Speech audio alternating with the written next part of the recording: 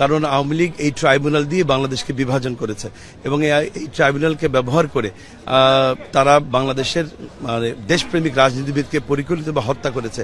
সেই ট্রাইব্যুনাল আবার প্রস্তুত হয়েছে।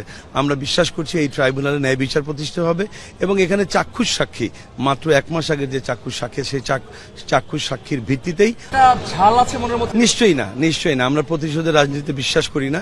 আমরা বিশ্বাস করি ন্যায় বিচার প্রতিষ্ঠিত হোক।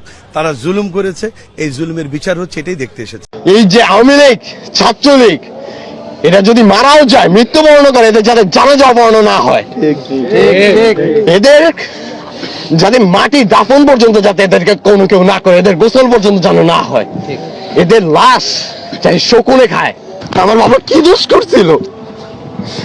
তোমাদেরকে কোনো সময় কোনো কিছু বলছে নাকি কারোর কোনো ক্ষতি করছিল?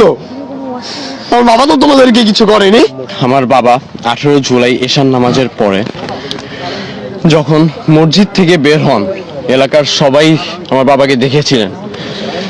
সবাই বলতেছিলেন যে ছাত্রলীগ সৈন্যরা ঘিরে ধরে রেখেছিলেন যাতে আমার বাবা কোনোভাবে বের হতে না পারে। তো তাদের মতে ছিল যে আমার বাবা হয়তো বা জামাতের কোনো বড় কোনো লিডার বা বড় কোনো পর্যায়ে। এই তোমাদের কেউ এই ছবিটা নিতে পারে? গাছের উপরে বসা কারো কালেকশনে ক্যামেরা কাজ না, তোমরা ছবিটা দেখছো, দেখো একটু।